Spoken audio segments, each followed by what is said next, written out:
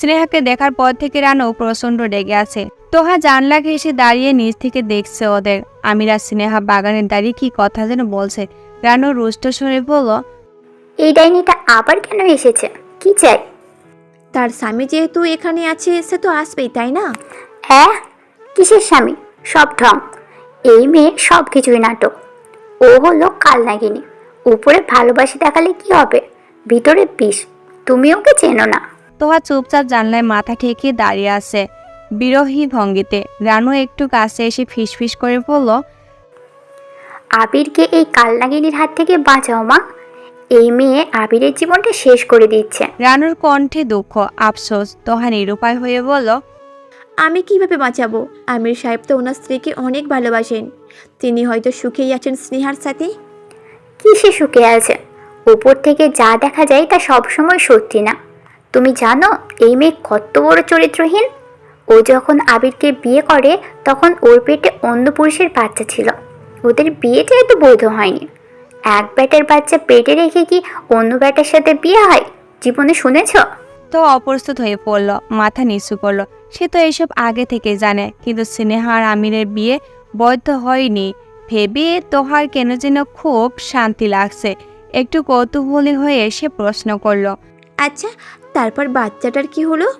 বাচ্চা কে রেখেছে? কবেই তো ফেলে দিয়েছে। চরিত্রহীন মেয়েরা সহজে বাচ্চা নেয় না, তাহলে নষ্টমী করবে কি করে? তোহার অস্বস্তি লাগছে, কান ঝাঝা করছে। রানু আরো কাছে এসে বলল, আবির যখন ওকে বিয়ে করে এই বাড়িতে আনে আমি তখনই বুঝে ফেলেছিলাম সে অন্তঃসত্ত্বা। তার কিন্তু ওই ছেলেটার সাথে এখনো সম্পর্ক আছে। কোন ছেলে? ওই যে দেখো না, পেছনে বডিগার্ডের মতো দাঁড়িয়ে আছে লম্বা করে ছেলেটা, ওর নামে রাশেদ। ওর সাথেই ওই মেয়ে কয়বার শুয়েছে তুমি জানো? এসব কথা থাক না আন্টি। থাকবে কেন? আমার আবিরের জীবন শেষ করে দিচ্ছে ডাইনিটা, আর আমি চুপ করে থাকবো নাকি? তোহার দাঁড়িয়ে পড়ার সময় বুঝতে পারিনি যে ফিহাদের বাড়ির রাশেদ আর এই রাশেদ এক কিনা। কিন্তু এখন রানু আন্টির কথা শুনে মনে হচ্ছে এরা দুজনে একই মানুষ। তাহলে আমিরের তো এইসব আগে থেকে জানার কথা, তাও সে স্নেহার সঙ্গে সংসার করে যাচ্ছে কেন? কিসের ভিত্তিতে?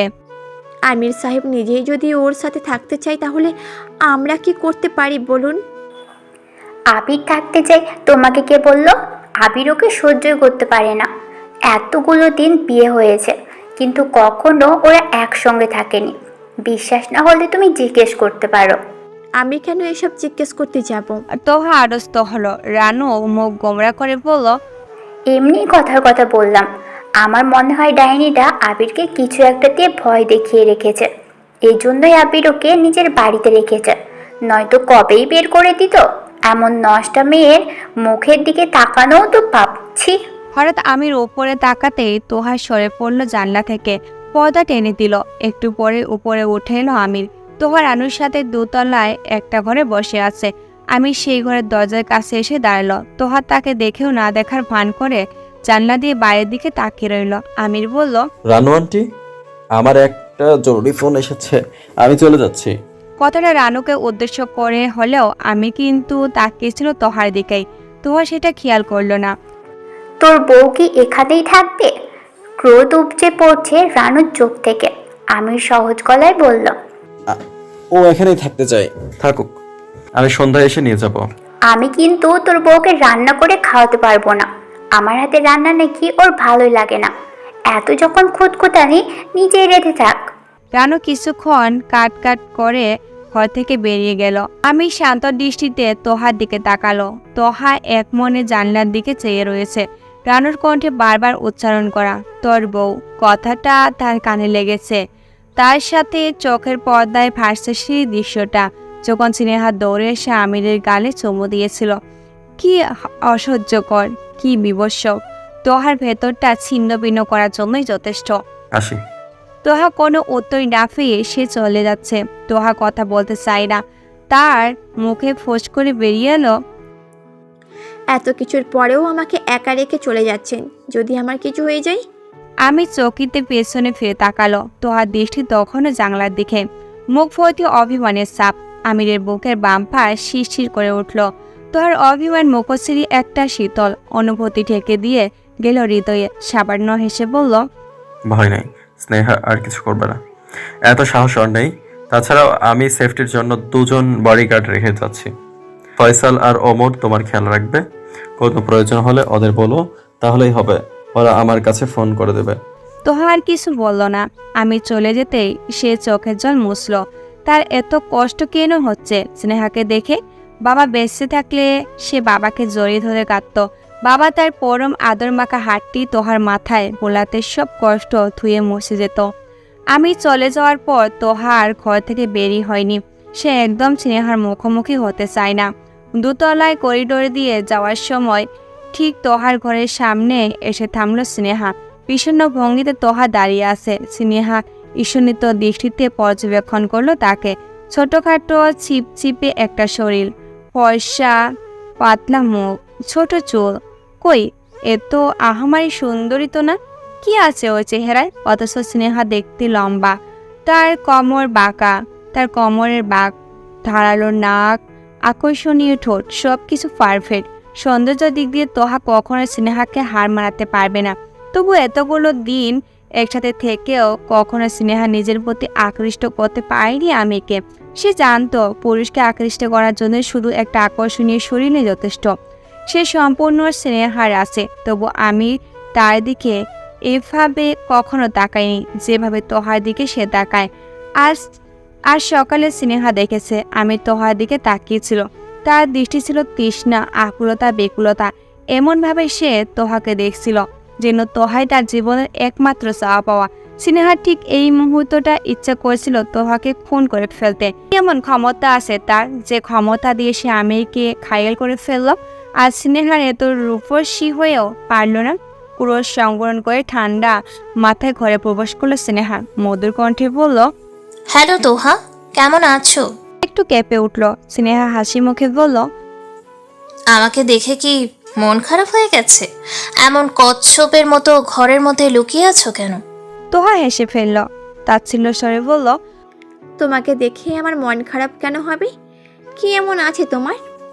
তোমার যে মন খারাপ, তোমার যে মন খারাপ, সেটা তোমার কণ্ঠ শুনেই বোঝা যাচ্ছে। আহারে, কানাকাটিও করেছো মনে হয়। চোখ এমন ফোলা দেখাচ্ছে কেন? তোহা কোনো কথা না বলে চলে যেতে চাইল। পিছন থেকে স্নেহা ডাকলো, এই ডায়েরিটা বুঝি তোমার? লিভিং রুমের সোফায় পেয়েছি। ধারস করে উঠল তোহার বুক। পিছনে ফিরে দ্রুত ডায়েরিটা ছিনিয়ে নিল স্নেহার হাত থেকে। স্নেহা হাসতে হাসতে বলল, ভয়ের কিছু নেই। এই ডায়েরি আমি নিজেই ওই ঘরে রেখেছিলাম, কারণ আমি চাই তুমি এটা পড়ো। কেন? আমিরকে নিয়ে তোমার মনে যে ঘর বাঁধার স্বপ্নটা আছে, সেটা এই ডায়েরিটা পড়ার পর ভেঙে যাওয়ার কথা। যেমন ফিয়ার স্বপ্ন ভেঙে গেছিল। আফটার অল, একজন অক্ষম পুরুষকে নিয়ে তো সংসার করা যায় না। তোহা ঘৃণা ভরা দৃষ্টিতে তাকালো। বিরক্ত কণ্ঠে বলল, সামনে থেকে সরো, আমি তোমার সাথে কোনো কথা বলতে চাই না। সে যেতে নিলে স্নেহা পিছন থেকে শক্ত করে তার হাতটা এমনভাবে চেপে ধরল যে ব্যথায় কোঁকিয়ে উঠতে বাধ্য হলো তোহা। চিৎকার করে বলল, হোয়াটস রং উইথ ইউ? ছাড়ো আমাকে। বুঝেছি, টাকা, তাই না? আমিরের টাকার জন্য ওর পেছনে পড়ে আছো তুমি। এই জন্যই ওকে ভালোবাসতে চাইছো। তুমি কি ভেবেছো ও আমাকে ছেড়ে তোমার কাছে চলে আসবে? এত সহজ? তোমাদের মতো মেয়েদের সহজ ভাষায় কি বলে জানো? বেশ্যা। তোহা সহ্য করতে পারল না। একের পর এক নোংরা বাক্য তার ধৈর্যর বাঁধ ভেঙে দিল। ছাটকে স্নেহার হাত ছাড়িয়ে নিল। ধাক্কা মেরে সরালো তোহা। ক্রোধসিদ্ধ কণ্ঠে উচ্চারণ করলো, তুমি একটা সাইকো। আগে নিজের চরিত্র ঠিক করো, তারপর আমাকে নিয়ে কথা বলতে এসো। তুমি কি ভেবেছো আমি কিছু বুঝি না? নিজের অন্যায় ঢাকতে তুমি আমিরকে ব্লেম দিচ্ছ। স্নেহা ভোস করে জ্বলে উঠল। দাঁত কিরমির করে বলল, আমি আমিরকে ব্লেম দিচ্ছি মানে? কি বলতে চাও? তুমি না সবার অতীত বুঝতে পারো। মানুষ চিনতে তো তোমার ভুল হয় না। তাহলে আমির যে অক্ষম এটা তোমার আগেই জানা দরকার। তবুও সেদিন রাতে তুমি আমিরের ঘরে সেজে গুজে কেন গিয়েছিলে? কিসের আশায়? সেই কৈফিয়ত আমি তোমাকে দিব না। দিতে তোমাকে তো হবেই, কারণ তুমি মিথ্যুক। নিজের রূপের প্রতি তোমার অহংকার অতিরিক্ত।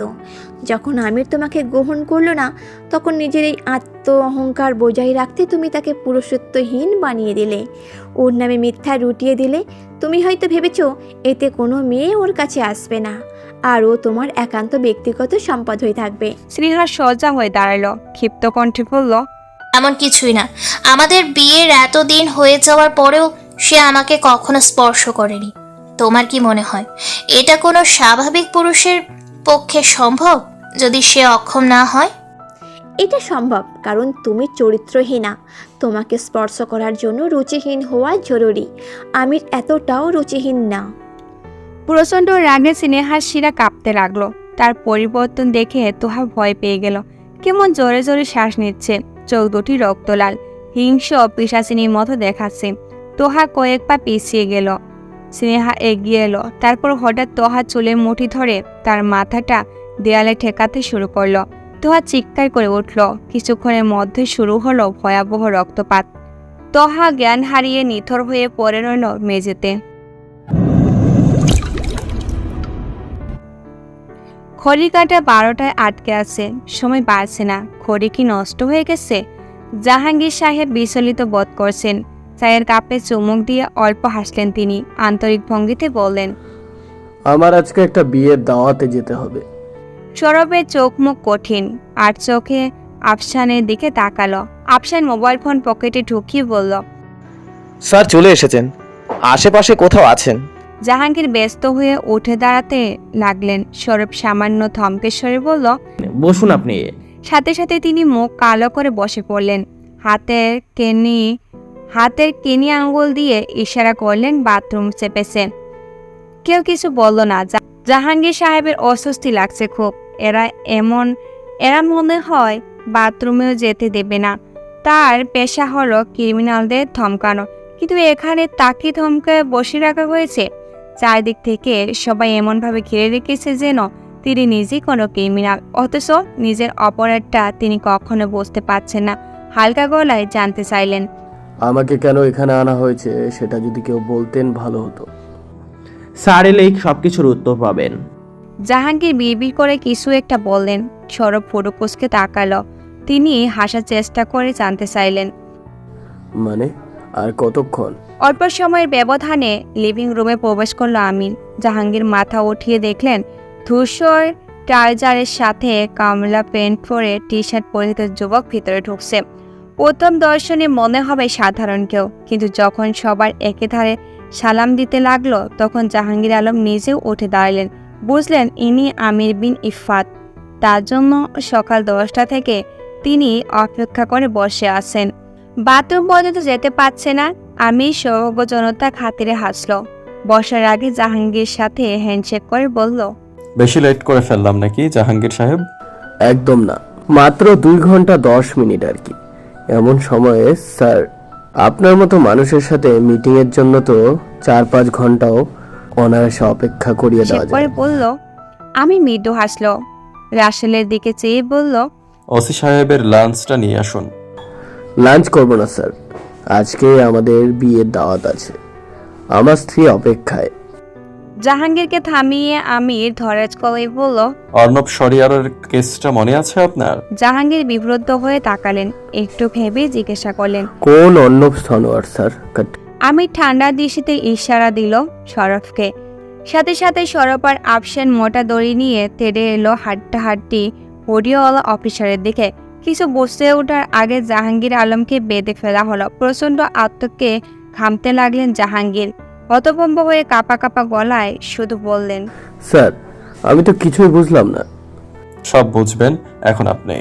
শান্ত কণ্ঠে এই কথা বলে আমির উঠে দাঁড়ালো। জাহাঙ্গীর অনুনয়ন স্বরে বলল, আগে আলোচনা করে নিলে ভালো হতো না স্যার? আমি সত্যি চিনতে পারছি না কে এই অর্ণব সরোয়ার। কত বছর আগের কেস স্যার? আমার মনে পড়ছে না। রাশাল প্লেটে করে কয়েকটি পিস্তল নিয়ে ভিতরে এলো। আমি জাহাঙ্গীর আলমের সামনে হাঁটু গেড়ে বসল। ত্রাসে কাঁপছে ভদ্রলোকটির শরীর। আমির ফিসফিস করে বলল, প্রথমে অর্ণব সরোয়ারকে মিথ্যা মামলায় ফাঁসিয়েছেন, তারপর নিজের গা বাঁচাতে আমাকে বিভ্রান্ত করেছেন। আপনাকে খুঁজতে গিয়ে আমি জাবিদ আলমের মতো নির্দোষীকে হত্যা করেছি। কি ভেবেছেন কখনো আপনার কথা জানতে পারবো না? খেলা এখনো শেষ হয়নি অফিসার। যে আপনাকে সাহায্য করেছে সেই তো এখন কবরে। আপনাকেও তার কাছে যেতে হবে। জাহাঙ্গীর আলমের স্পন্দ হাজার গতিতে ছুটতে লাগলো। জাবিদ আলমের মতো পুলিশ অফিসারকে পর্যন্ত গুম করে দেওয়া হয়েছে, সেখানে তার কি হাল হবে ভেবে হাত পা বরফের মতো ঠান্ডা হয়ে গেল।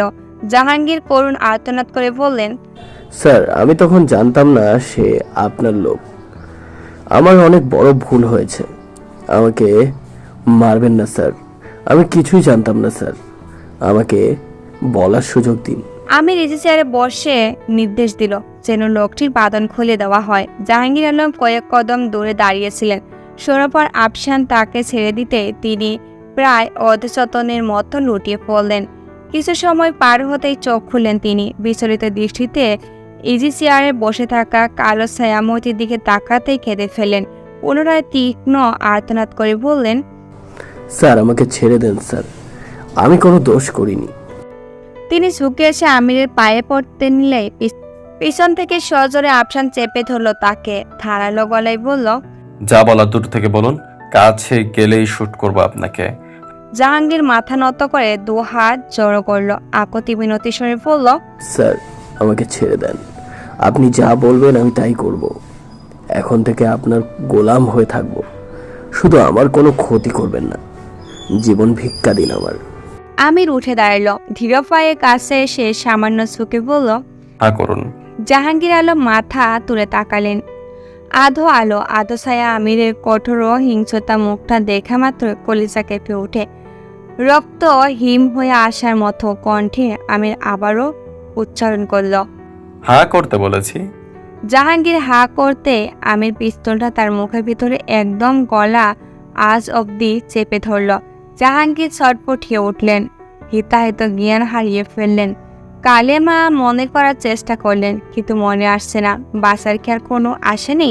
ঠিক এমন সময় তার পকেটের ভিতর থেকে মোবাইলটা বেজে উঠল। আমি টিগারে চাপতে নিয়েও থেমে যায়। কাজে বিঘ্ন ঘটায় যথেষ্ট বিরক্ত হলো সে। গরম চোখে সরবের দিকে তাকাতেই সরব নিচু গলায় বলল, সরি স্যার, মোবাইলটা বের করতে ভুলে গিয়েছিলাম। জাহাঙ্গীর আলমের চোখ দুটি মার্বলের মতো গোল। আতঙ্কে যেন ঠিকই বেরিয়ে আসবে এখনই। তার পকেটে হাতে সরবে মোবাইল বের করে। স্ক্রিনে একটা বাচ্চা মেয়ের ছবি ভেসে উঠেছে। রিংটোনটা কিছু অদ্ভুত। মেয়েটা আদরি কণ্ঠ বলল, বাবা বাড়ি আসো। জাহাঙ্গীর আলমের চোখ অশ্রুসিদ্ধ হয়ে যায়। তীব্র আগুলতা নিয়ে তিনি তাকিয়ে আছেন আমিরের দিকে। কিছুক্ষণ অস্থির দৃষ্টিতে এই ফোনের স্ক্রিনে তাকিয়ে থেকে আমি খেয়াল করলো তার হাত কাঁপছে। সরে মোবাইলটা বন্ধ করে এক পাশে সরে ফেলে দেওয়ার পরেও আমি নিজেকে স্বাভাবিক করতে পারল না। তার কানে বাজতে লাগলো ছোট্ট মেয়েটির মিষ্টি কণ্ঠস্বর, বাবা ডাকটা। ভেসে উঠল একটা মায়াবী মুখ, যেন মুখটি তোহার মতোই সরল সরল, তার ভালোবাসাময়। কয়েক মুহূর্ত স্তব্ধ হয়ে দাঁড়িয়ে থেকে আমি ছাটিতে জাহাঙ্গীর আলমকে ধাক্কা মারল। মুখ থুবড়ে মেঝেতে উল্টে পড়লেন জাহাঙ্গীর। ছেড়ে দাও নাকি? প্রাণটা ঠোঁটের আগায় এসে আটকে ছিল। এতক্ষণে জাহাঙ্গীর শ্বাস নিতে পারলেন। ছটফট করতে করতে তুমুক আনন্দ নিয়ে উচ্চারণ করলেন, আপনার অনেক বড় মেহেরবানি স্যার। আমি আল্লাহর কাছে আপনার জন্য খাস দিলে দোয়া করব। এখন থেকে আপনার কেনা গোলাম হয়ে থাকব। আল্লাহ তুমি স্যারের ভালো করো আল্লাহ। আমির এবারও পিছনে ফিরে না তাকিয়ে লিভিং রুম থেকে বের হয়ে যায়। ঘটনা প্রত্যাশিত প্রত্যেকে হতভম্ব। আমির কাউকে খুন করার জন্য ধরে এনেছে, কিন্তু জীবিত অবস্থায় ছেড়ে দিয়েছে, এমন ঘটনা এর আগে ঘটেনি। তার কেউ এই ব্যাপারটা সহজে হজম করতে পারছে না। একটু পর সরব নিজেকে সামলে নিয়ে বলল, গাড়ি বের করো, জাহাঙ্গীর সাহেবকে বাড়ি পৌঁছে দিতে হবে। স্নেহা ঘেমে একাকার। কয়েক মুহূর্ত ব্যবধানে এসব কি হয়ে গেল নিজেকে একদম সামলাতে পারেনি সে। উদ্ভ্রান্তর মতো পায়চারি করতে লাগলো ঘরময়। এ মাথা থেকে ও মাথা, নিচে থেকে সবাই উৎকণ্ঠ নিয়ে উপরে উঠে আসছে। তাদের পায়ের আওয়াজ শুনে স্নেহা ধপ করে বিছানায় বসে পড়ল। রাশেদ আবার আগের ঘরে ঢুকলো। স্নেহা বিচলিত অবস্থার মেঝেতে তোহার রক্তাক্ত দেহ দেখে গা শিউরে উঠল তার। ভেতরে যাতে কেউ আসতে না পারে তাই খট করে দরজাটা বন্ধ করে ফেল রাশেদ। উৎকৃষ্ট কণ্ঠে চেঁচিয়ে উঠল রানু। দরজা কেন বন্ধ করলে? এই ছেলে, দরজা খোলো। ভিতরে কে চিৎকার করেছে? তোহা কোথায়? দরজা না খুললে কিন্তু ভেঙে ফেলবো। দরজা খোলো বলছি। রাশেদের ত্রিস্ত পায়ে হেঁটে এলো স্নেহার কাছে, হাঁটু গেড়ে বসলো তার সামনে। স্নেহা চিবুক স্পর্শ করে বলল, ম্যাডাম, এটা কি করে ফেললেন? স্যার জানলে আপনার কি হবে? স্নেহার গা পা থরথর করে কাঁপছে, নাক ছিপছে, বিন্দু বিন্দু ঘাম, দৃষ্টি এলোবেলো। ভয় জড়সড় কণ্ঠে স্নেহা প্রশ্ন করলো, ও কি বেঁচে আছে রাশেদ? বুঝতে পারছি না, কিন্তু অনেক ব্লাডিং হচ্ছে। আমার সামনে বসে না থেকে আগে চেক করো ও বেঁচে আছে কিনা, তারপর আমাকে দ্রুত জানাও। দরজাটার ওপাশ থেকে অনেকগুলো হাত একসাথে হাত বল প্রয়োগ করছে। যে কোনো সময় দরজা ভেঙে ভিতরে ঢুকবে ওরা। স্নেহার কণ্ঠমণি শুকিয়ে আসছে, বুক ঢিপ ঢিপ করছে, হাজার গতিরে ছুটছে স্পন্দন। রাশেদ তোহার পাল চেক করলো, নাকের কাছে আঙ্গুল নিয়ে বুঝলো এখনো শ্বাস চলছে। হাফ ধরা কণ্ঠে বলল, thank god she is alive. Sneha প্রাণ ফিরে পেল যেন। আর একটু হলেই মার্ডার কেসে আসামি হয়ে যাচ্ছিল। মাথায় হাত ঠেকে নিজেকে শান্ত করলো। নিজের ক্রোধকে সে এতটুকু নিয়ন্ত্রণ করতে পারেনি। তোহাকে সে অবশ্যই মেরে ফেলতে চায়, কিন্তু এভাবে নয়। সরাসরি ফোন করলে আমি তাকে কখনো মাফ করবে না, বরং স্নেহা এমন কিছু করবে যাতে তোহার মৃত্যুটা একটা দুর্ঘটনা মনে হয়। স্নেহা স্বাভাবিক হয়ে বলল। দরজা খুলে দাও রাশেদ। রাশেদ আশ্চর্য হয়ে তাকালো। কি বলছেন ম্যাডাম? মেয়েটাকে এই অবস্থায় রেখে দরজা খুলে দেব? হ্যাঁ, যা বলছি তাই করো। রাশেদ দরজা খুলতে হুমড়ি খেয়ে ভিতরে ঢুকলো রানুর সহ আরো দুজন। তোহার অবস্থা দেখে সবাই কি কর্তব্য বিম্বুর।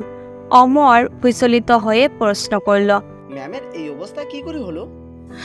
আমি কি জানি? ওমর, ইমিডিয়েটলি অ্যাম্বুলেন্সকে কল করো, কুইক। রানুর মুখে হাত দিয়ে কান্না শুরু করছে। হঠাৎ স্নেহার দিকে আগুন ছাড় দৃষ্টিতে তাকালো সে। অ্যাক্সিডেন্ট কিভাবে হলো? স্নেহা মোটো ঘাবড়ালো না, নির্বাক কণ্ঠে বলল, আমি কি জানি? আমিও তো আপনাদের মতো ওর চিৎকার শুনে এসেছি। রানু ক্রোধ নিয়ন্ত্রণ করতে পারল না। এমন পরিস্থিতিও নির্লজ্জর মতো দাঁড়িয়ে আছে।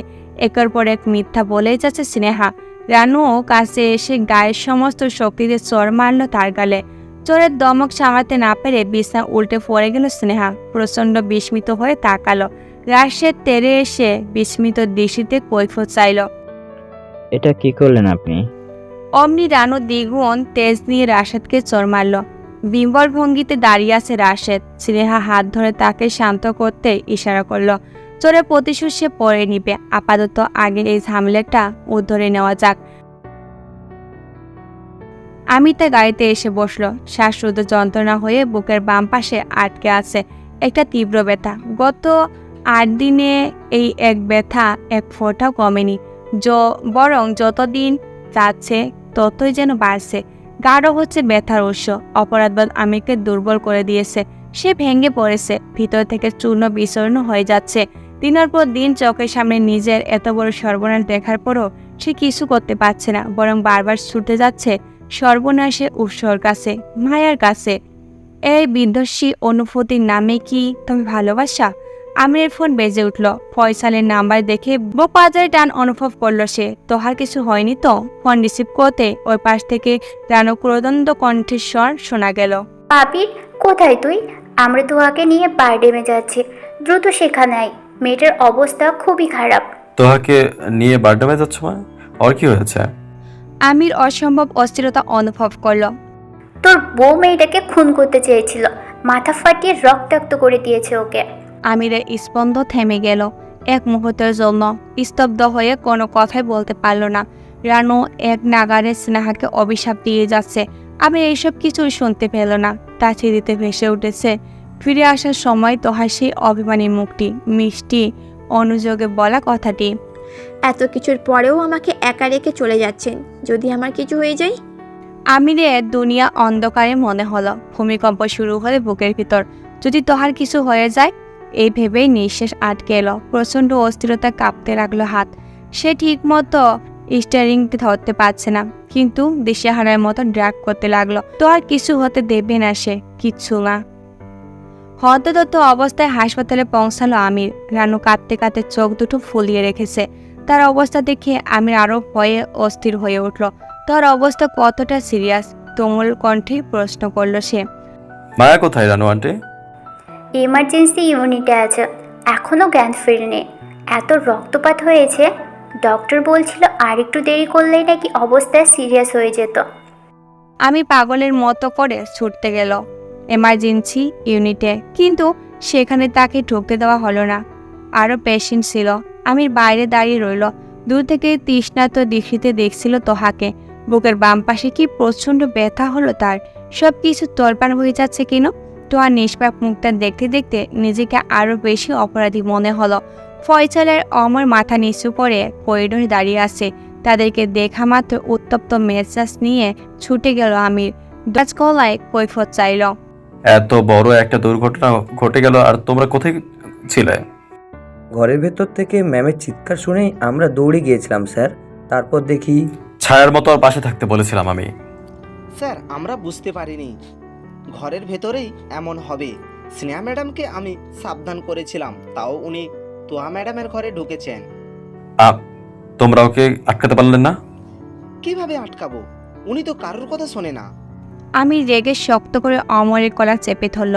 রাজবাড়ি গলেই বলল, আমাকে ফোন করতে পারতে? আমি বলেছিলাম না ওর কিছু হলে কাউকে ছাড়বো না। রানু ছুটে এলো, আমিরকে থামিয়ে বলল, ওদের কোনো দোষ নেই, বরং ওরাই দায়িত্ব নিয়ে তোহাকে সময় মতো হসপিটালে এনেছে। কিছু যদি বলতেই হয় তাহলে তোর বউকে গিয়ে বল। স্নেহ তাই? আমি কি করে জানবো?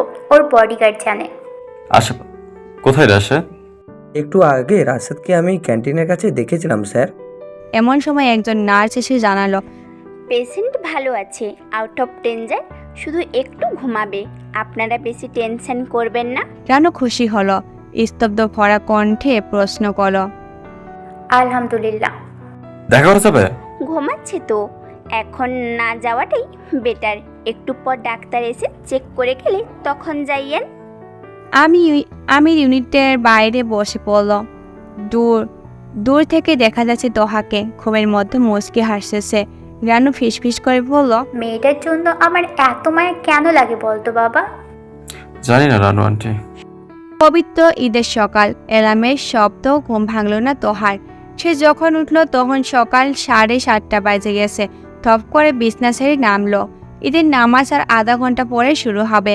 বাবার রাতে বলেছিল 7টায় ডেকে দিতে। তাছাড়া এখনো কিছু রান্না করেনি সে। বাবা কি খালি মুখে ঈদের নামাজে পড়তে চলে যাবে? ইস, খুব দেরি হয়ে গেল। অ্যালার্মের শব্দ শুনতে পায়নি সে। কুম্ভকর্মের মতো ঘুমাচ্ছিল নাকি? হন্তদন্ত হয়ে রান্নাঘরের দিকে দৌড়ে গেল তোহা। খুব সুন্দর সুঘ্রাণ ভেসে আসছে। তোহা দেখল চুলার উপরে ফিনের পাত্র বসানো। আরে, ফিনিকে রান্না করেছে। বাথরুম থেকে শাওয়ারের শব্দ পাওয়া গেল। বাবা তাহলে ঘুম থেকে আগে উঠে গেছেন। ঈদের দিনও তোহার বাবা আগে উঠতে পারল না। তার কিছুটা লজ্জা লাগছে। সে ভেবেছিল নিজ হাতে বাবাকে ফিরনি রান্না করে খাওয়াবে, কিন্তু কি হলো? তার হাতে মেহেদি লেপটে গেছে। তবে বেশ ভালো রং হয়েছে। এই মেহেদি দেওয়া চক্করে রাতে দেরি করে শুয়েছিল। ধুর, বিরক্ত লাগছে এখন। জাবের সাহেব নতুন পাঞ্জাবি গায়ে পরে সুগন্ধি মেখে জায়নামাজ নিয়ে বের হয়ে গেল। তোহা টেবিলে ফিরিনি সার্ভ করছে। তিনি অবাক হয়ে বললেন, কি রে, তুই উঠলি কখন মা? আমাকে তুমি কেন ডাকলে না বাবা? ফিরনি কিন্তু আমার রান্না করার কথা ছিল। তুই এমন ভাবে ঘুমিয়েছিলি, আমার ডাকতে মায়া হচ্ছিল, তাই ভাবলাম আমি রেঁধে ফেলি। চিন্তা করিস না, একদম তোর পছন্দ মতোই তো রান্না করেছি। কিশমিশ দেইনি, কাঠবাদাম আর কাজু দিয়েছি, ঘিও দিয়েছি। তুমি যেভাবেই রাঁধো আমার ভালো লাগবে বাবা, কিন্তু আমি মন খারাপ করছি অন্য কারণে। কি কারণ? ভেবেছিলাম আমার হাতে রান্না করা ফিরনি খেয়ে তুমি নামাজ পড়তে যাবে। তাহলে রাতেই রান্না করে ফেলতি। তুমি তো ফ্রিজের জিনিস খাও না বাবা, ঠান্ডা খেলে তোমার সমস্যা হবে না। এই ভেবে অ্যালার্ম দিয়ে ঘুমিয়েছিলাম। ভেবেছিলাম ভোরে উঠে রাঁধবো, কিন্তু উঠতেই পারলাম না। আচ্ছা, অসুবিধা নেই। সময় কি চলে গেছে? দুপুর রান্না তুই করিস, পেঁয়াজ মরিচ আমি কেটে রেখেছি, মশলাও বাটা আছে ফ্রিজে, তুই শুধু রান্না চড়িয়ে দিবি। তোহা মিষ্টি করে হাসলো। পেঁয়াজ কাটতে তার চোখ জ্বালা করে। বাবা সেটা দেখতে পছন্দ করে না, তাই তিনি কখনো তোহাকে পেঁয়াজ কাটতে দেননি। কিন্তু তোহার সবসময় ইচ্ছা করে বাবাকে রেঁধে খাওয়াতে। জাবের সাহেব তার সময় পেলে পেঁয়াজ কেটে ফ্রিজে রেখে দেয়। তোহার যখনই রান্না করতে ইচ্ছা হবে সে কেটে রাখা পেঁয়াজ দিয়ে রান্না করবে। কাছের বাটিতে একটু ফিরে নিয়ে জাবির সাহেব বললেন, টেস্ট করে দেখ মা, কেমন হচ্ছে। তোহা বাবার মুখের দিকে তাকালো। তিনি খুব চিন্তায় আছেন। ফিরনি তোহার মনের মতো হলো কিনা এটা ভেবে বিচলিত বোধ করছেন। বাবার টেনশন কমাতে তোহা ফিরনি মুখে নিল, তারপর চোখ বুঝে বলল, অসাধারণ, আমি এত মজার ফিরনি কখনোই খাইনি। তাই নাকি? ভোরবেলা উঠে রান্না করাটা সার্থক তাহলে। জাবেদ সাহেবের চোখ মুখ আনন্দে উজ্জ্বল হয়ে উঠল। তোহা বাবার সামনে হাঁটু গেড়ে বসে বলল, ঈদ মোবারক বাবা। ঈদ মোবারক মামনি। কিছুক্ষণ বাবার প্রিয় মুখটির দিকে চেয়ে থেকে সে আবেগী কণ্ঠে বলল, আমার জীবনে তুমি কখনো কিছুর অভাব হতে দাওনি। মাঝে মাঝে তো আমি ভুলেই যাইছি আমার মা নেই। ছোটবেলায় তুমি এই নিয়ে খুব আফসোস করতে। মা না থাকাই আমার কষ্ট ছিল না, কিন্তু তোমার অনেক কষ্ট ছিল। এখন একটা কথা ভেবে দেখো তো, আমার সব বন্ধুদের মা আছে, কিন্তু আমি হেল্প করে বলতে পারি ঈদের দিন সকালে কারো মা এত যত্ন করে বসিয়ে নিজের হাতে তুলে ফিরনি খাইয়ে দেবে না। তোহা কাঁদছে। জাবির সাহেব তার চোখের পানি মুছে দিয়ে বললেন, আমার মা, আমার লক্ষ্মী মা। আমি তোহার বাবার হাতটা নিয়ে চুমু দিয়ে বলল, আমি অনেক ভাগ্যবতী বাবা, যার তোমার মতো বাবা আছে। তার মায়ের কোনো দরকারই নেই। আমি শুধু তোমার সাথে থাকতে চাই বাবা, তুমি আমার পৃথিবী। জাবির সাহেবের হাস্যোজ্জ্বল মুখ হঠাৎ অন্ধকার হয়ে গেল। তোহার চোখের জল মুছতে মুছতে বলল, শুধু আমাকেই তো খাওয়ালে, তুমি খাবে না? এসো বাবা, তোমাকে আমি খাইয়ে দিই এবার। জাবির সাহেব হাত বাড়িয়ে বাধা দিলেন। আমি খাবো না রে মা। কেন বাবা? সকাল সকাল খালি পেটে নামাজে চলে যাবে, তোমার খিদে পাবে না? মৃত মানুষের খিদে পায় না। খুব শীতল আর নিরাদন শোনাচ্ছিল জাবির সাহেবের কণ্ঠ। তোহার হাত থেকে চামচটা পড়ে গেল। কিছুক্ষণ নির্বাক দৃশ্যে সে শোধালো, এসব তুমি কি বলছো বাবা? জাবির সাহেব উঠে দাঁড়ালেন। আচমকা তার চারিদিকে কেমন যেন ধোঁয়াশাময় হয়ে উঠেছে। তোহা বাবার মুখটা ঠিকঠাক দেখতে পাচ্ছে না। বুকে চিনচিন ব্যথা হচ্ছে তার। বাবা কি তাকে ছেড়ে চলে যাচ্ছে? তোহা উঠল, বেকুল কণ্ঠে বলল, আমাকে ছেড়ে যেও না বাবা, আমি একা একা কিভাবে থাকবো? আমার ভীষণ কষ্ট হবে। আমি তোমাকে প্রচণ্ড ভালোবাসি বাবা, তোমাকে না দেখলে আমি মরে যাব। একদম এসব কথা বলবি না, আমার সময় শেষ, তাই আমি চলে যাচ্ছি। তুই আরো অনেক দিন বাঁচবি, বিয়ে করবি, তোর সংসার হবে, বাকি জীবনটা তোরা আমাকে ছাড়াই কাটাতে হবে। বাবা মা কারো সারা জীবন বেঁচে থাকে না। বাবা, আমি তোমাকে যেতে দেব না, আমি তোমাকে ছেড়ে থাকতে পারবো না। প্লিজ বাবা, তুমি আমাকে ছেড়ে যেও না। তোহা যত আর্তনাদ করুক, প্রাকৃতিক নিয়ম বদলাবে না। একবার যারা চলে যায় তারা আর ফিরে আসে না। জাবির সাহেবও ফিরে আসবে না। যে আদরের মেয়ের কান্না শুনলে একসময় সব ব্যস্ততা তুচ্ছ করে ছুটে আসতেন, সেই মেয়ের তীব্র হাহাকার শুনেও তিনি আজ কিছুই করতে পারবে না। বড় নিষ্ঠুর এই নিয়ম। তোহা ছটফট করছে। তার কান্না শুনে আমি দ্রুত ভিতরে ঢুকলো। নার্স বললেন, কাছে আসবেন না, পেশেন্ট ঘুমাচ্ছে। মাথা ব্যথার জন্য অ্যান্টিবায়োটিক দেওয়া হয়েছে। তাছাড়া অনেক রক্তক্ষরণ হওয়ার শরীর খুব দুর্বল, ওনার এখন অনেক ঘুম দরকার। আমি কোনো কথা বলবো না, শুধু পাশে গিয়ে বসবো। ও কাঁদছে কেন সেটা দেখবো। হয়তো দুঃস্বপ্ন দেখে কাঁদছে। ওয়ার্ডের অন্য পেশেন্টও আছে, আপনি বসে থাকলে অন্যদের সমস্যা হতে পারে। প্লিজ যান এখান থেকে। আমি যাবো না কোথাও। আশ্চর্য তো। আমি ওর পাশে বসবো। রানু আমিরের আচরণ দেখে হেসে ফেলল। সে জানতো তোহার প্রতি আমির বিশেষভাবে দুর্বল আছে। সেটা আমিরের তাকানো দেখলেই বোঝা যায়। ছোটবেলা থেকে যাকে কোলে পিঠে করে মানুষ করেছে, তার মনের কথা রানু বুঝবে না? তা কি করে হতে পারে? একটু কাছে এসে রানু কোমল গলায় বলল, ওকে ভেতরে থাকতে দিন প্লিজ, পেশেন্টের সাথে একজন তো থাকা দরকার। আমি তো আছি পেশেন্টের সাথে। তবুও ওকে যেতে দিন।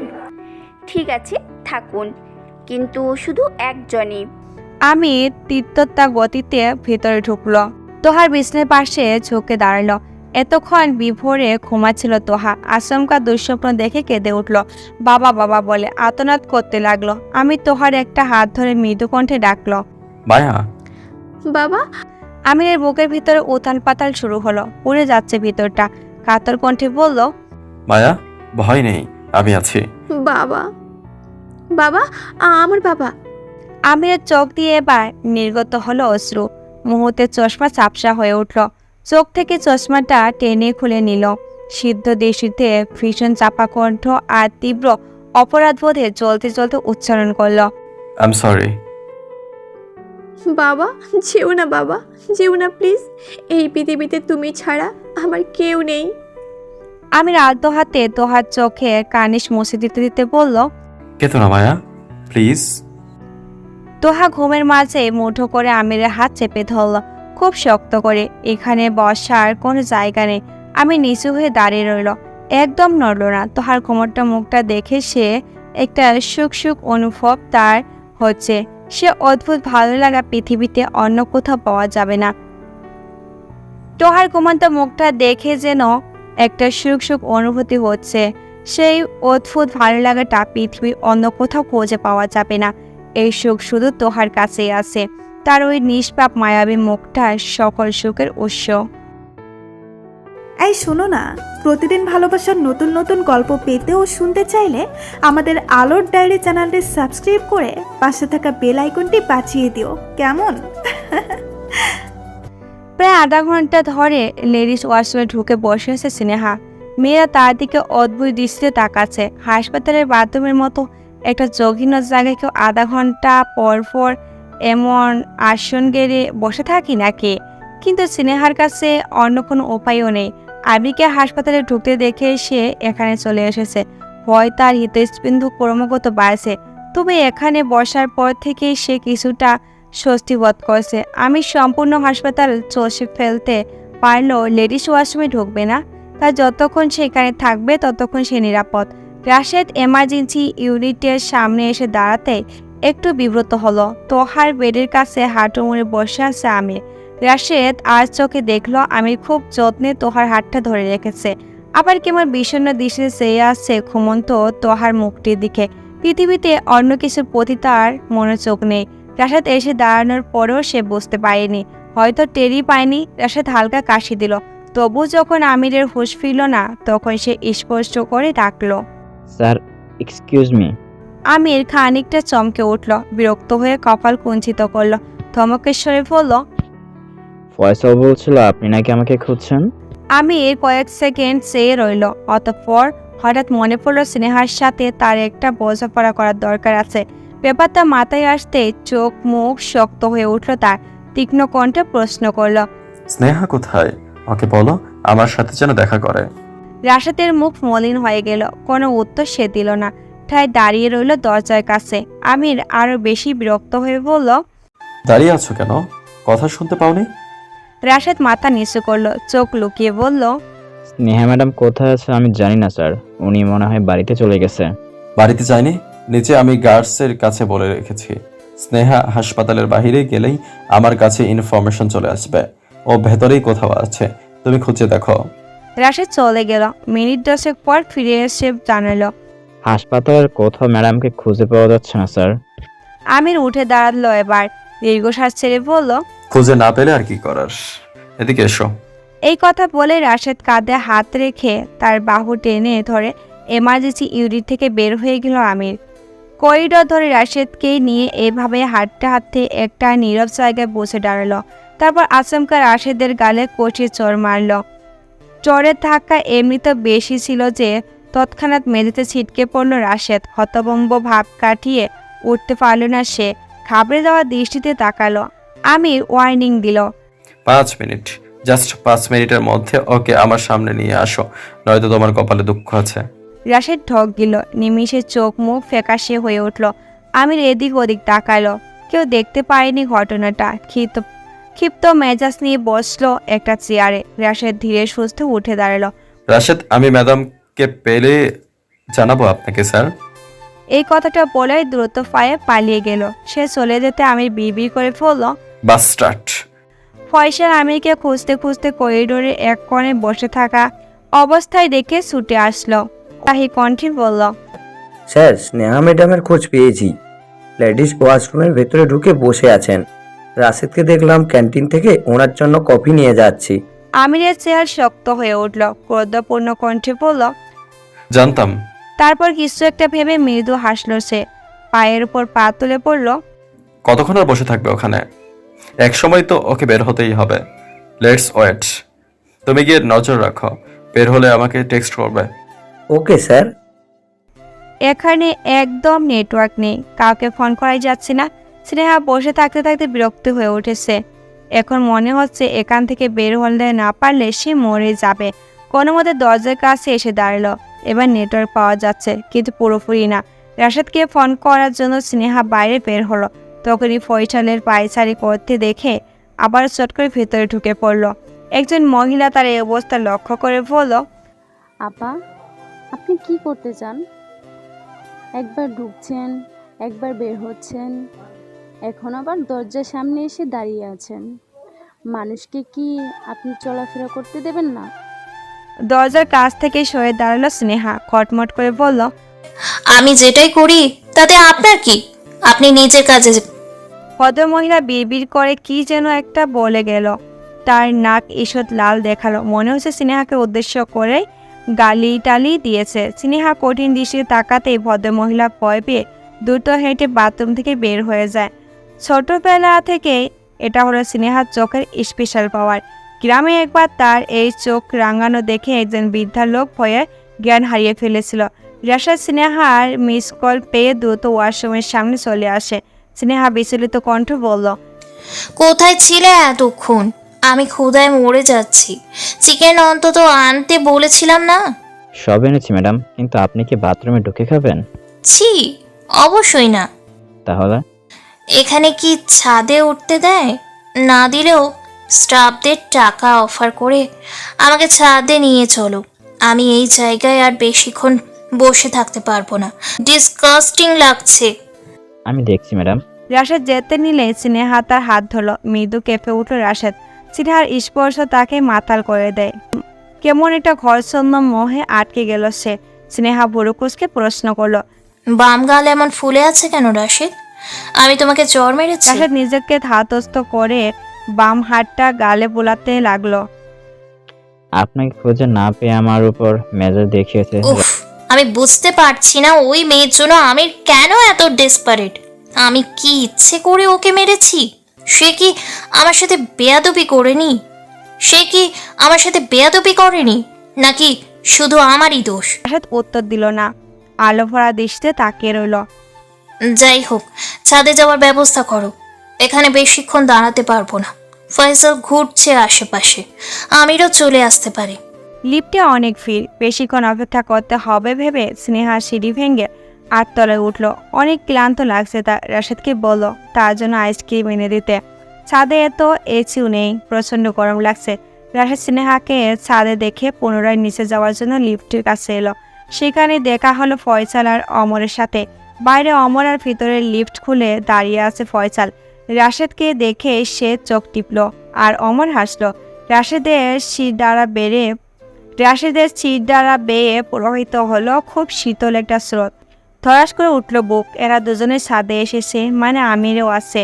আর স্নেহা তো মাতের ছাদে ঢুকলো। সর্বনাশ, সে নিজ হাতে স্নেহাকে বাঘের গুহায় ছেড়ে এসেছে। চট করে এসে ছাদের দরজার দিকে দৌড়াতে নিলে তাকে পেছন থেকে জাপটে ধরে ফেললো ফয়সাল। সামনে থেকে ধরলো অমর। রাশেদ চেঁচাতে চাইল, কিন্তু তার আওয়াজ ছাদের দরজা পর্যন্ত পৌঁছানোর আগে থাম করে দরজা বন্ধ করে দেওয়া হলো। রাশেদ হতাশ হয়ে বসে পড়ল। সে স্নেহাকে বাঁচাতে পারল না। অমর আর ফয়সাল ধস্তাধস্তি করে তাকে লিফটের ভিতরে নিয়ে আটকে ফেলল। ছাদের একদম প্রান্তে এসে দাঁড়ালো স্নেহা।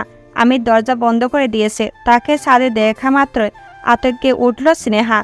হৃদযন্ত্র বিকল হওয়ার দশা। সে কোনো মতে ঠক গিলে বলার চেষ্টা করলো, আমির, আমাদের আগে কথা বলে নেওয়া উচিত।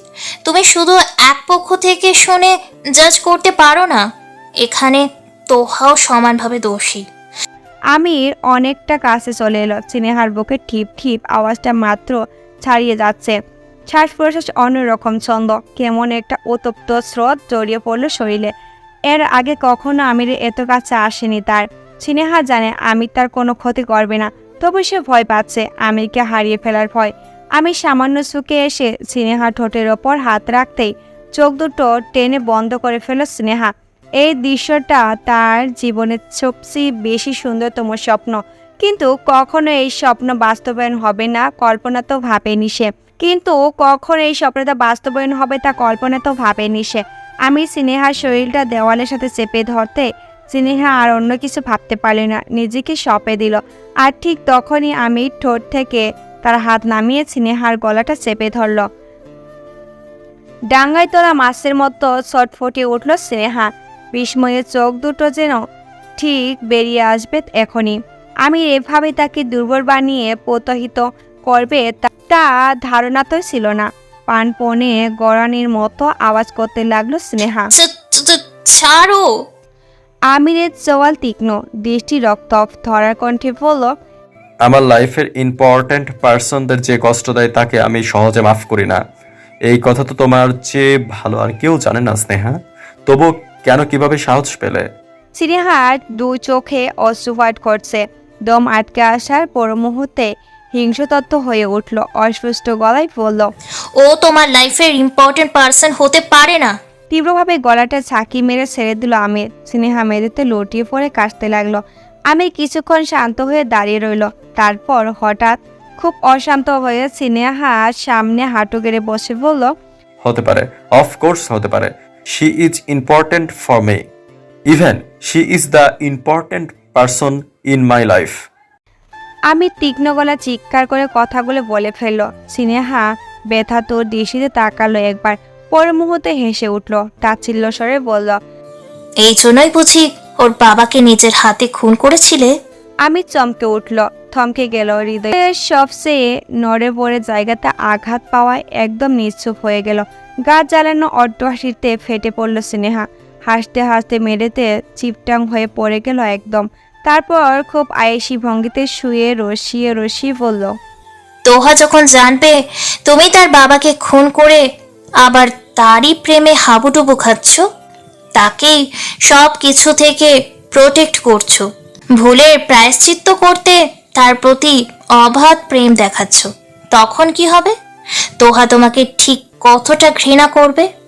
এসব কি আদৌ চিন্তা করেছো কখনো? নাকি ভাবছো তোহা তোমাকে ক্ষমা করে দিবে?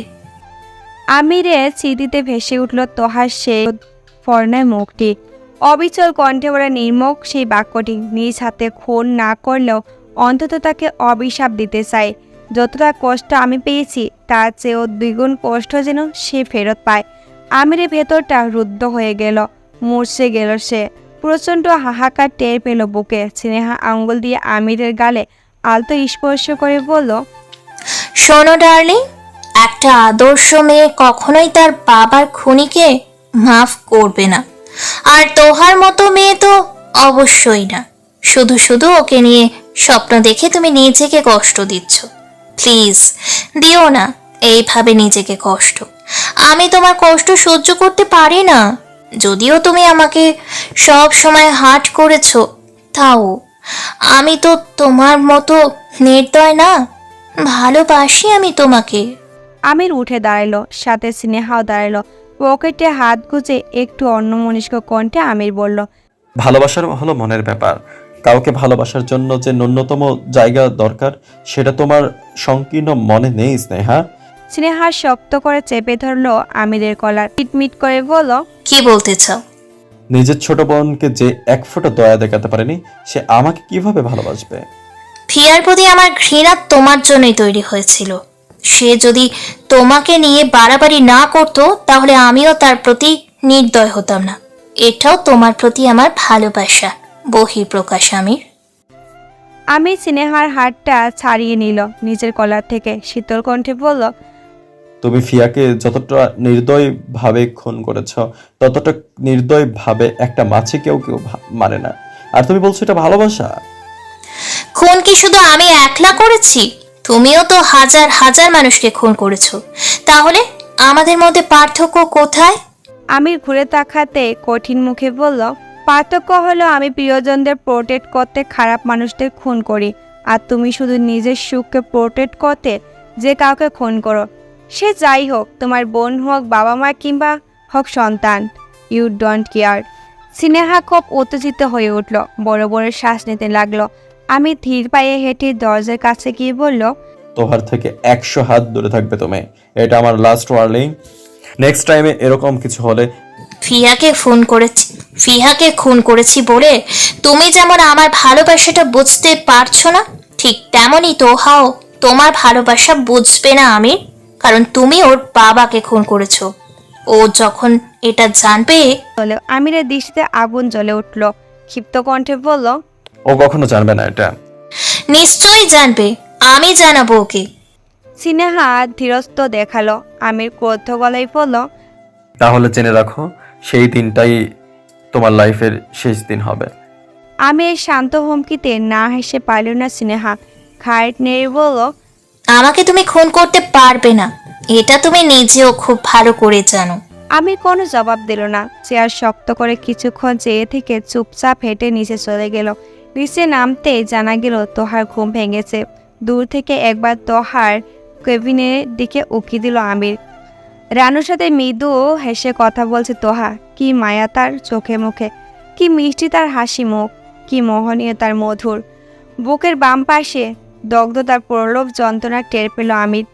এক বুক অস্থিরতা নিয়ে বেরিয়ে গেল হাসপাতাল থেকে। গাড়িতে উঠে বসলো। উদ্দেশ্যহীনভাবে স্টিয়ারিং ঘুরিয়ে কোথায় যেন চলে গেল তা কেউ জানে না। এই শোনো না, প্রতিদিন ভালোবাসার নতুন নতুন গল্প পেতে ও শুনতে চাইলে আমাদের আলোর ডায়েরি চ্যানেলটি সাবস্ক্রাইব করে পাশে থাকা বেল আইকনটি বাজিয়ে দিও, কেমন?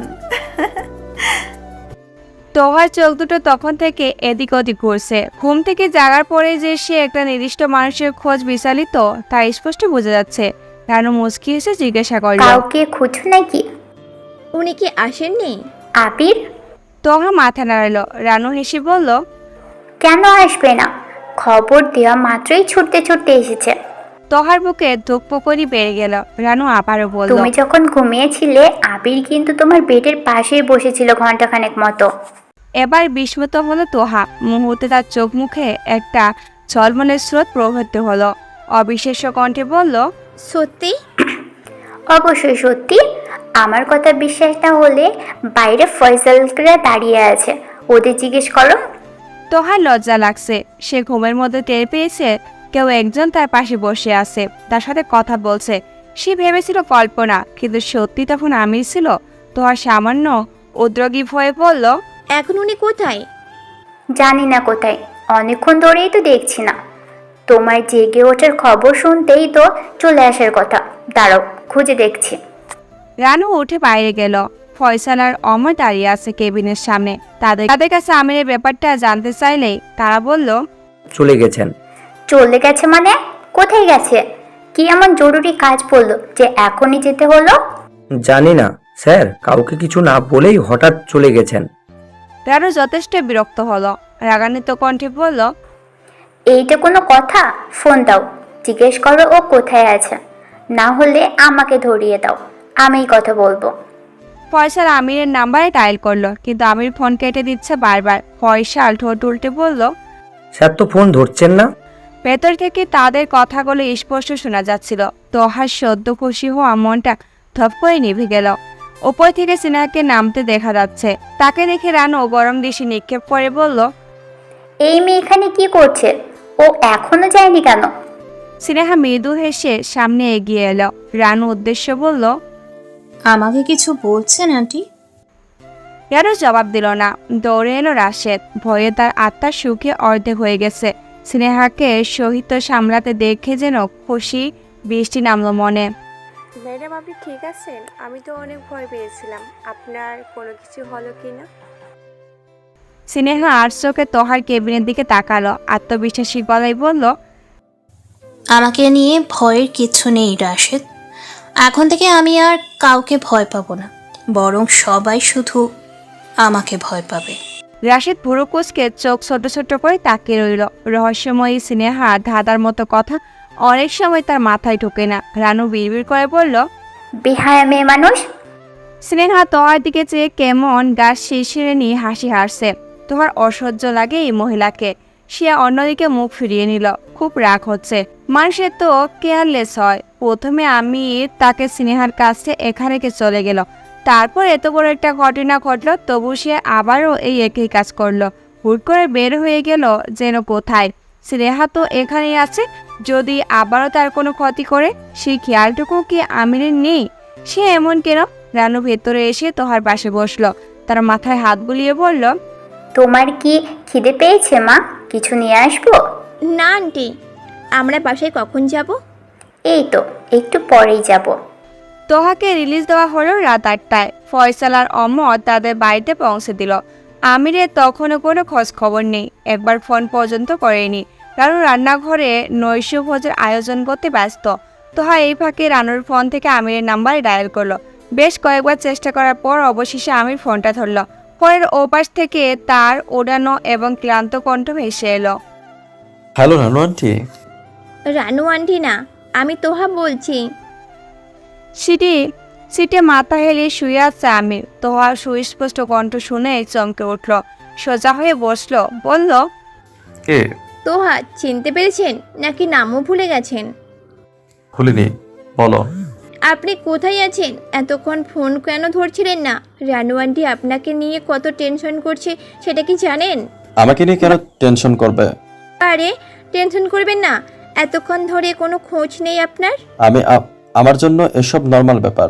রানু আন্টির অভ্যাস হয়ে গিয়েছে, এত ছোটখাটো বিষয় নিয়ে আর টেনশন করে না সে। তোহা চুপ করে গেল। মিথ্যা তো বলছে সে। রানু আমিরকে নিয়ে করা দুশ্চিন্তাই নেই, বরং সে রেগে আছে আমিরের উপর। কেন না বলে হাসপাতাল থেকে বেরিয়ে গেল। অন্যদিকে তোহার দুশ্চিন্তা হচ্ছিল আমিরের জন্য, তাই টিকতে না পেরে ফোন দিয়েছে। ভেতরটা কেমন হাঁসফাঁস লাগছিল। আমিরের কণ্ঠ শুনে এখন ভালো লাগছে। তোমরা হাসপাতাল থেকে ফিরেছো কখন? এই তো কিছুক্ষণ আগে। আপনি তো একটা ফোনও দিলেন না। ফোন দেওয়ার প্রয়োজন মনে করেনি। ও তাই? আপনি কি আমার সাথে দেখা করতেও আসবেন না? সেটারও কোনো প্রয়োজন দেখছি না। আরে আপনি এইভাবে কেন কথা বলছেন? কি হয়েছে আপনার? আমার কি হয়েছে তা আমি নিজেও জানি না। রাখছি। আমির ফট করে ফোন রেখে দিল। সে আছে একটা নির্জন জায়গায়, গাড়ি থামিয়ে এমন একটা জায়গায় কেন বসে আছে? সে উত্তর তার নিজের কাছেও নেই, শুধু একা থাকতে ভালো লাগছে। আমি পুনরায় ড্রাইভিং করতে লাগলো উদ্দেশ্যহীনভাবে। কিছু দূর এগোতে দেখলো সামনে একটা বড় গাড়ি দাঁড়িয়ে আছে। কয়েকবার হর্ন বাজারের পরেও গাড়িটি নড়ল না। আমি নেমে দেখতে গেল, তখনই পিছন থেকে দুজন হাড্ডাগড্ডা মানুষ আক্রমণ করলো তার উপর। আমিরও পাল্টা আক্রমণ করতে ভুলল না, কিন্তু বেশিক্ষণ তাদের সাথে লড়াই করা গেল না। গাড়ি থেকে নেমে এলো আরো 5 জন। তাদের হাতে পিস্তল ছিল, ছুরি ছিল। আমির ফোন রেখে দেওয়ার পর তোহা বোকার মতো ফোনটা হাতে নিয়ে বসেই রইল কিছুক্ষণ। কারণ ডাইনিং টেবিলে খাবার পরিবেশন করার জন্য সময় তোহাকে ডাকলো। তোহা এসে দেখলো অনেক আয়োজন, কিন্তু তার কিছুই খেতে ইচ্ছা করছে না। কাল থেকে এই একটা জামায় পরে আছো, এবার একটু চেঞ্জ করো। আমি তো পরার মতো কোনো জামার সাথে আনিনি। ও, আমার কাপড়ও তোমার লাগবে না। আচ্ছা এদিকে এসো। তোহাকে নিয়ে দোতলার একটা ঘরে ঢুকলো রানু। ঘরটা তালা দেওয়া ছিল, চাবি দিয়ে খুলে দিতে হলো। কেমন একটা ব্যবসা গন্ধ ছড়িয়ে আছে ঘরের চারিদিকে। মনে হয় অনেক দিন ধরে কেউ আসে না এখানে। তোহার দেয়ালে টাঙানো একটা ছবি দেখে থমকে গেল। আগ্রহী নিয়ে জানতে চাইলো, এটা কে? আবিরের মা। খুব সুন্দরী তাই না? তোহা অবাক হয়ে ছবিটার দিকে তাকিয়ে রইল। আসলে খুব সুন্দরী তিনি। এটাই কি তাহলে অনন্যা চৌধুরী? তোহা প্রশ্ন করতে নিয়েও করল না। রানু যদি জিজ্ঞাসা করে আমিরের মায়ের নাম সে কিভাবে জানলো, তাহলে উত্তর দিতে পারবে না। হঠাৎ ডায়েরিটার কথা মনে পড়লো তোহার। ডায়েরির কিছু অংশ এখনো পড়া বাকি। রানু একটা বড় কাঠের আলমারি খুলল। রং বেরঙের শাড়িতে পরিপূর্ণ আলমারিটি। তোহা মুগ্ধ হয়ে বলল, ওয়াও, এত শাড়ি! এগুলো সব অনন্যার। আবির যত্ন করেই তুলে রেখেছে। এই ঘরে সে কাউকেই ঢুকতে দেয় না, তবুও আজ আমি ঢুকেছি। কেন বলো তো? কেন? কারণ আমি তোমাকে অনেক কিছু বলতে চাই আজকে। বাড়িতে শুধু তুমি আর আমি আছি। কথাগুলো বলার জন্য এর থেকে ভালো সুযোগ আর হবে না। রানু যেই কথাগুলো বলতে চায় তার প্রায় সবকিছু তোহার জানা, তবু সে আগ্রহী নিয়ে দ্বিতীয়বার সবকিছু শুনল। ছোট্ট আমির আর অরণ্যার ছবি দেখলো। ইসু ছবি দেখে তোহার চোখ ছলছল করে উঠল। রানু খুব অনুরোধ করে বলল, তুমি আবিরকে বিয়ে করো তুহা। আসলামকে এমন প্রস্তাব শুনে তোহার থতমত খেল। নিজেকে সামনে নিয়ে বলল, এগুলো কি বলছেন? উনি তো আগেই বিবাহিত। কিসের বিবাহিত? তোমাকে সকালেই না বললাম ওদের এই বিয়ে কোনো বিয়েই না। তাছাড়া আবিরও স্নেহাকে পছন্দ করে না। ডাইনিটা ব্ল্যাকমেল করেই আবিরের সঙ্গে আছে। আমার মুখের দিকে তাকিয়ে বলো তো, আবিরকে তুমি পছন্দ করো না? মিথ্যে বলবে না কিন্তু। এটা সম্ভব না আন্টি। সম্ভব নাকি অসম্ভব সেটা পরে দেখা যাবে। তুমি আগে বলো আবিরকে পছন্দ করো কিনা। রানুর চোখ বড় করে তাকিয়ে রইল উত্তরের আশায়। তোহা দুর্বল গলায় বলল, না। মিথ্যা কথা বলছো কেন? বুঝেছি, স্নেহাকে ভয় পাচ্ছ। আমি কাউকে ভয় পাই না রানু আন্টি। স্নেহা আমার সাথে কি করবে? বড় জোরও আমাকে মেরে ফেলতে চাইবে। আর মরতে পারলে আমিও খুশি। আমার বেঁচে থাকার সব কারণ শেষ হয়ে গেছে। এই দুনিয়ায় আমার কেউ নেই। তোহার কণ্ঠ চেপে এলো, চোখে অশ্রুতে পরিপূর্ণ হলো। রানু শাসনের সুরে বলল, এই ধরনের কথা আর কখনো বলবে না, তাহলে কিন্তু মার খাবে আমার হাতে। তোহা মৃদু হাসলো।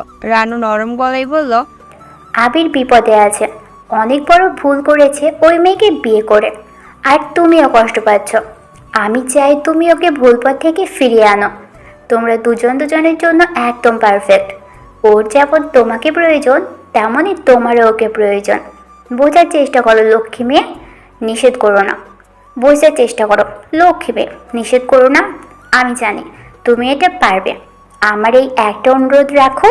তোহা কি বলবে ভেবে পেল না। রানু আলমারির কাছে গিয়ে বলল, এখান থেকে পছন্দ মতো একটা শাড়ি নিয়ে তুমি পরো।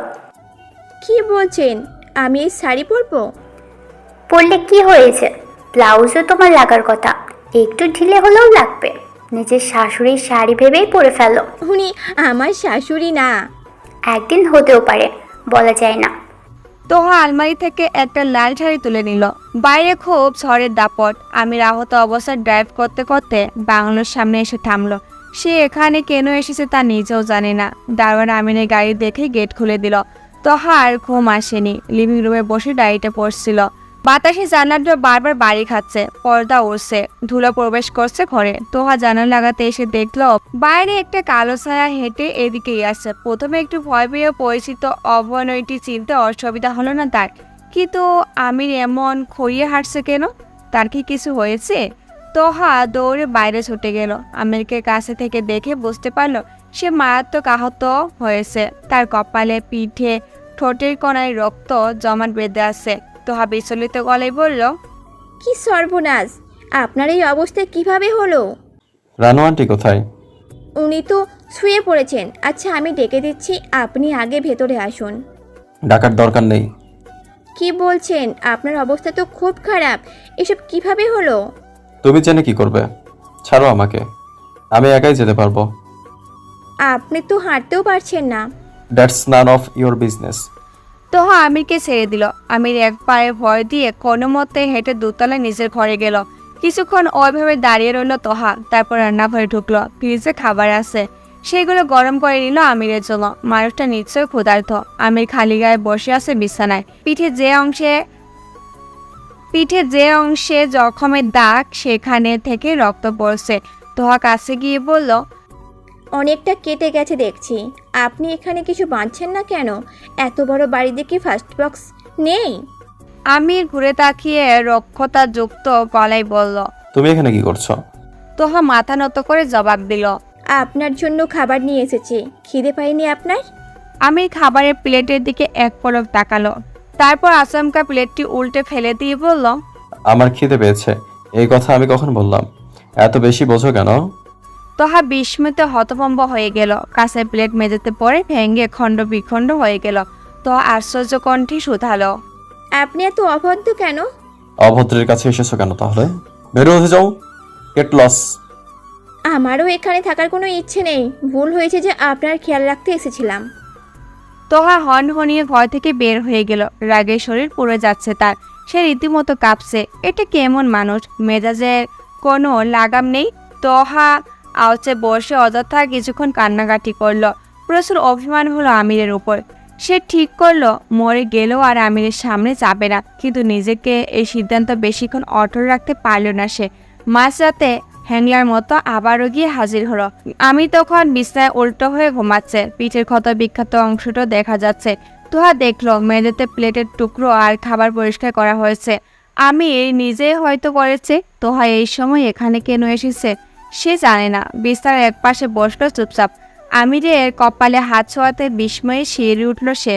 কি গরম, মনে হচ্ছে গায়ের তীব্র জ্বর। এই জন্যই বুঝি এত মূর্ছে পড়ে আছে মানুষটা। তোহার খুব দুঃখ হলো। রানু আন্টিকে ডেকে এনে দেখাবে নাকি? নিশ্চয় দেখানো উচিত। তোহা উঠে যাওয়ার কথা ভাবছিল, আর তখনই আমির চেপে ধরল তার হাত। কাতর কণ্ঠে কেমন দুর্বলের মতোই বলে উঠল, মা, আমার মা কোথায়? তোহা কান্না পেয়ে গেল। সেই মুহূর্তে যে লাল টুকটুকি শাড়িটা পরে আছে সেটা অনন্যার শাড়ি। তখন আমি প্লেট উল্টে ফেলে দেওয়ার ঝোল লেগে তোহার জামা নোংরা হয়ে গেছিল, সেই জন্য বাধ্য হয়ে শাড়িটা পরতে হয়েছে। এই শাড়ির গন্ধ পেয়ে কি আমি তার মায়ের কথা মনে পড়ে গেছে? তোহা আর উঠল না, চুপচাপ বসে রইল আমিরে শিওরে। কিছুক্ষণের জন্য যদি সে মাকে মনে করে ভালো থাকতে পারে তাহলে ক্ষতি কি? তার পিঠে যে জায়গাটা জখমের দাগ, সেখান থেকে এখনো রক্ত ঝরে পড়ছে অবিরাম। মানুষটা নিজের প্রতি এত উদাসীন কেন? তোহা তার শাড়ির আঁচল চেপে ধরে জখমের জায়গায় তীক্ষ্ণ ব্যথা অনুভব হওয়ায় সামান্য চেঁচিয়ে উঠল আমির। তোহা অনুনয় করে বলল, আই এম সরি। হঠাৎ ঘুম ভেঙে গেল আমিরের। তোহাকে দেখে একটানে বিছনা চিৎ করে শুয়ে গলা চেপে ধরল। ভয়ে জুবুথুবু হয়ে গেল তোহা। আতঙ্কে স্থির হয়ে বলল, কি করছেন? আমাকে ছাড়ুন। তোহা আপনার শত্রু না। আমির পুরকুচকে কিছুক্ষণ চেয়ে ছেড়ে দিল। তোহার সোজা হয়ে উঠে বসল। আমির অপলক তাকিয়ে রইল লাল শাড়ি পরিহিত তোহা স্নিগ্ধ মুখের দিকে। তাকে ঠিক মায়াদের মতো লাগছে। পৃথিবীর সবচেয়ে সুন্দর, সবচেয়ে মোহনীয় মিষ্টি একটা মেয়ের মাঝরাতে এমন লাল শাড়ি পরে তার মাথার কাছে এসে বসে থাকবে, এটা একমাত্র কল্পনাতেই সম্ভব। তোহা উঠে যেতে নিলেই আমির হাত দিয়ে ব্যারিকেডের মতো আটকে ফেললো তাকে। আমিরের এমন আচরণে বিস্মিত হলো তোহা। আমির তার চিবুকে উপরে তুলে বিভ্র নিয়ে তাকিয়ে রইল। এই গভীর রহস্যময় দৃষ্টির এত কাছাকাছি উপস্থিত তোলপাড় করে দিল তোহার ভিতরটা। সে কাঁপতে লাগলো তীর তীর করে। নিঃশ্বাস এলোমেলো হয়ে এলো। শ্বাসরুদ্ধকর অস্থিরতা, কেমন অদ্ভুত অনুভূতি হচ্ছে। আমির প্রবন্ধ কাছে এলো, কাটল কিছু নৈশগতির মূর্তি। তারপর আমি তোহার মসৃণ ঠোঁটের স্পর্শে নিজেকে বিলীন করে দিল। জড়ানো বাতাসের ধাক্কায় জানলা খুলে যায়। সেই শব্দ আমি সম্পৃক্ত ফিরে পেল। দ্রুত তোহাকে ছেড়ে দূরে সরে বসল। তোহা ছাড়া পাওয়া মাত্রই দৌড়ে বের হয়ে গেল ঘর থেকে। আমি স্বস্তি হয়ে বসে রইল অনেকক্ষণ। এই ব্যাপারটাকে সে কল্পনা ভেবেছিল, আজকে তা মোটেও কল্পনা নয়। এই বোধ জাগ্রত হতেই নিজের প্রতি প্রচণ্ড বিরক্ত হলো আমির। ড্রেসিং টেবিলে আয়নার কাছে দাঁড়ালো। নিজেকে দেখে রাগ আবারও বেড়ে গেল তার।